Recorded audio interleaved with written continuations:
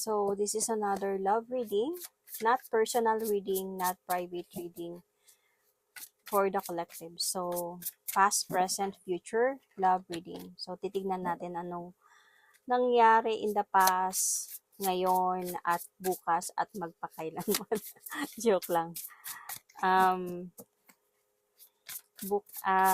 past, yung past ng present and future, and let's see the challenge and the hopes and fears sa'yo. So, let's see first the past.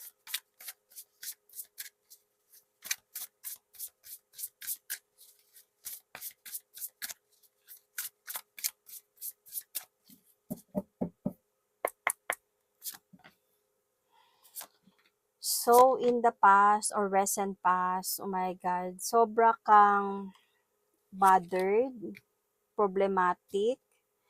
Feeling ko noon sa past, ay hirap mong tinanggap yung paghiwalay ninyong dalawa. Sobra kang halos hindi ka makatulog sa gabi. And halos ang bigat palagi ng problema mo. Sobrang bigat ng mga nararamdaman mo. You are very much disappointed sa ginawa ng person mo.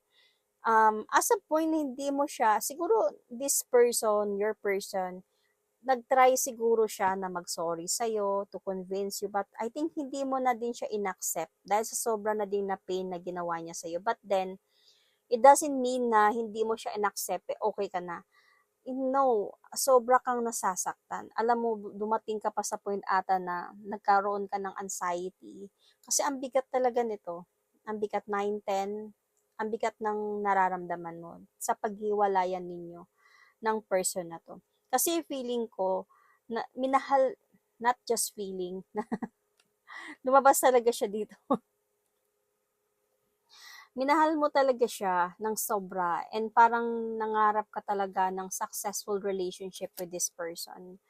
And suddenly, ganun lang yung nangyari. I think may mga nalaman ka eh. May nalaman ka, nangyari, na siguro nagkagulo na. Kasi ganun ka pain yung naramdaman mo eh. So, siguro hindi mo expect yung mga katotohanan from this person. Siguro nag-worry ka kung bakit parang walang nangyayari tapos hanggang sa may nalaman ka. Ito yung nangyari sa past. So, tignan natin sa mga nangyayari ngayon. Siguro as a point lang talaga na halos hindi ka lang makapaniwala na ginawa niya yun sa'yo. Sa how you treated this person might be. Gaano mo siya kamahal, minahal, at ganun lang yung problema na ginawa niya sa'yo or binigay niya sa'yo. So, at this present,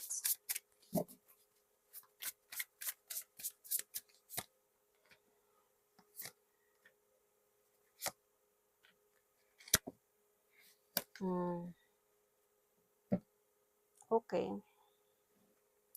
Even up until now, hindi ka pa din naka-move on. So, hindi naman siguro umantong to ng ilang taon. Siguro, yung past is might be last year, yan, or mga ilang buwan lang.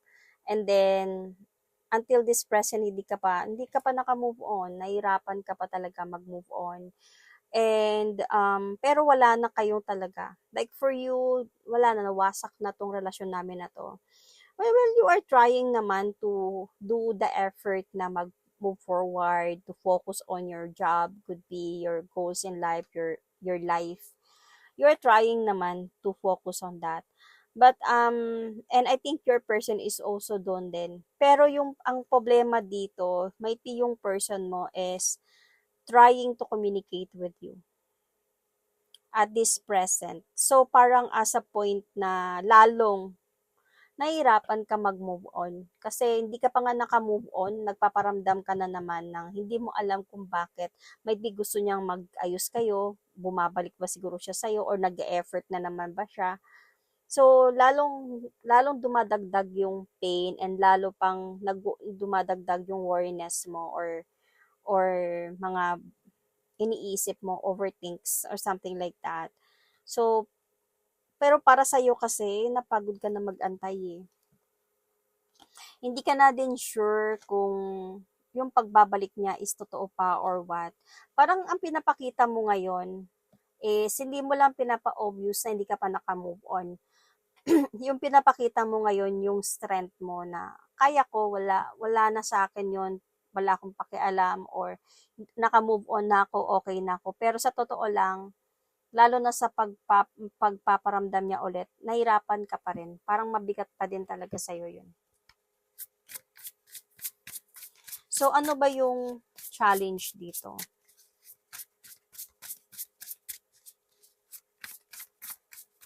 Let's see. Ang laki kasi ng cards na to. Pero mas malaki yung isa.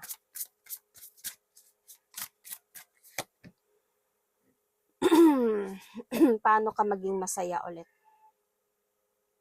Kasi honestly, nag-aantay ka pa din talaga. Like, may hope pa dito sa puso mo.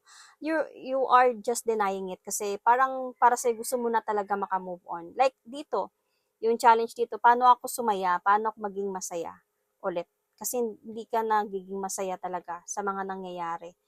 Nahihirapan ka pa din talaga. Siguro nahihirapan ka pang harapin siya, nahihirapan ka pa talaga. Kasi pag naka-move on ka na talaga, kaya mo nang harapin yung ex mo, kausapin siya, sabihin kung anong gusto mong sabihin. Like, hindi yung parang wala na, yung parang kapag hindi ka pa naka-move on at maharap mo siya, is parang more on, yung masasabi mo sa kanya is more on the pain na naramdaman mo and yung pagmamahal na nararamdaman mo, di ba? Pero once pag naka-move on ka na, meron ka ng confident to tell what you want or hindi ka nagalit, like mellow na or kalmado ka na sa pagsasalat. Dito kasi hindi pa.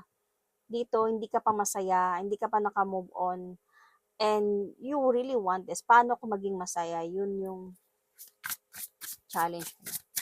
What is your, wala pa. What is your hope?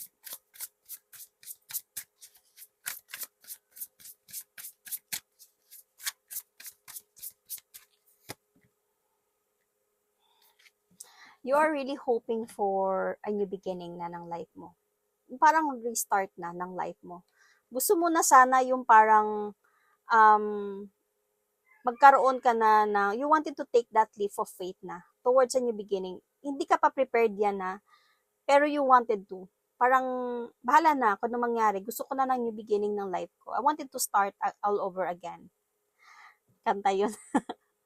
Anyway, parang gusto mo maglakas loob na talaga na mag-start na. Pero honestly, pwede natin sabihin na bakit hindi mo gawin?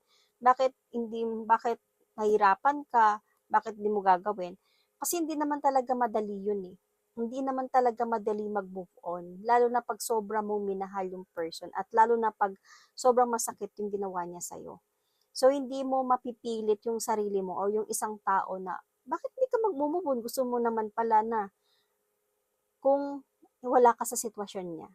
So, ito dito sa point, na sino man maka-resonate dito, is you really wanted na. You wanted to take that leap of faith. Hindi ka pa ready.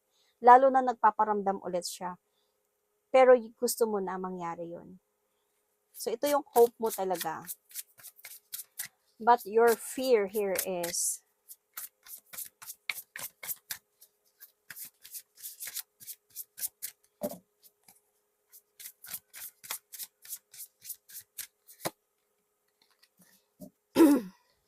mahal mo pa kasi talaga siya. And yung fear mo dito, baka, totoong mahal niya pa rin talaga ako. Tanga lang ang peg, joke lang.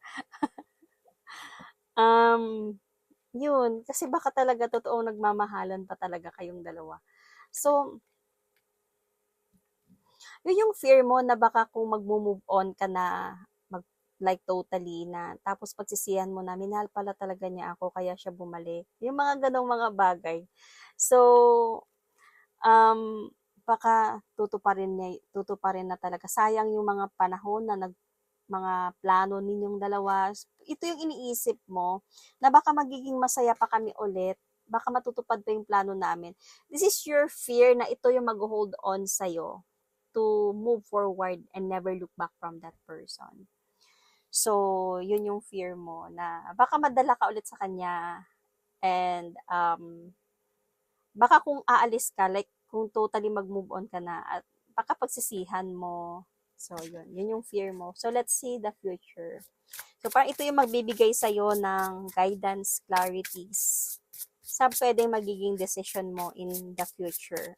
Sa decision mo ngayon, whether to accept this person or not anymore.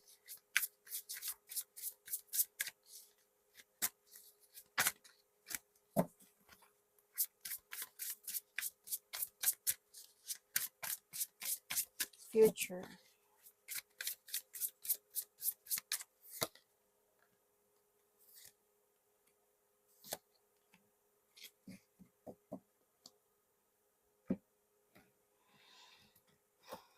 Buti naman, maganda naman yung future.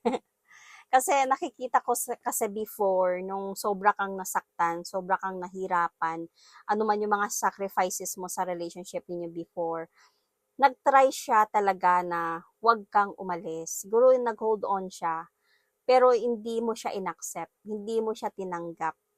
So, until sa mga months pass, ganyan, or a year ba, nagbalik siya ulit, nang hindi ka pa naka-move on. Yun, okay? But in the future, nakikita ko, you will going to make that decision to walk away calmly sa sitwasyon na to. Dahan-dahanin mo lang to. Dahan-dahanin mo hanggang sa aalis ka na because feeling ko, you will going to choose to heal than to accept that person again. Kasi that person will still continue to offer you love talaga. So there is a possibility that could be this is not him and this is a new one will come into your life na magbibigay sa'yo ng inspiration and for you to be able to make that decision na to walk away na from that connection. Might be this person, this new person is a bit is different from that person. So parang baka magmamahal ka ulit, ganyan. Kaya para sa'yo, okay na ako na I'm going to move forward and never look back from this and to start a new beginning na din ng buhay ko, ng life ko. Pero, hindi pa dito nagtatapos yung kwento ninyo. May mga nakikita pa talaga akong habulan ng mangyayari dito from that past person. So, nakadepende na to sa'yo sa mga magiging decision no? Once you finalize the decision, kasi ito kasi parang final decision na to, you have made your decision, na mag-heal ka na talaga and might be to open up your doors for new love to come in your life. So, I think para sa akin, yung magiging decision, kung yun yung magiging decision mo while watching this video is good for you, heal muna talaga. Kung merong mang pumapasok na bago, entertain pero heal muna talaga before wag mong hayaan na may pumasok na bago while hindi ka pa healed kasi pwede kasing yung fear mo or yung mga naranasan mo sa person na yon yung past mo is pwedeng parang magiging ano siya, parang takot sa new relationship mo. So, pwedeng mapag-isipan mo din yung bago na baka yun din yung gagawin. So, mas maganda yung maghilom ka muna talaga before ka pumasok sa bagong relasyon. This is a healing kasi and realizations. So, na mag-walk out ka na talaga. Mag-walk away ka na talaga. Pero dahan-dahanin mo to. Hindi ko lang alam kung magkakausapin mo siya. Pero I think no. I think you will not going to end this like magkakaroon ng closure kasi habulin ka pa ng ex mo. Nakikita ko sa future. Kahit siguro may nanliligaw na sa'yo, ganyan, open ka na to accept suitors, magkikipag-usap pa din siya sa'yo. So, yung decision dyan is nasa'yo na yan. So, yun. So, if you want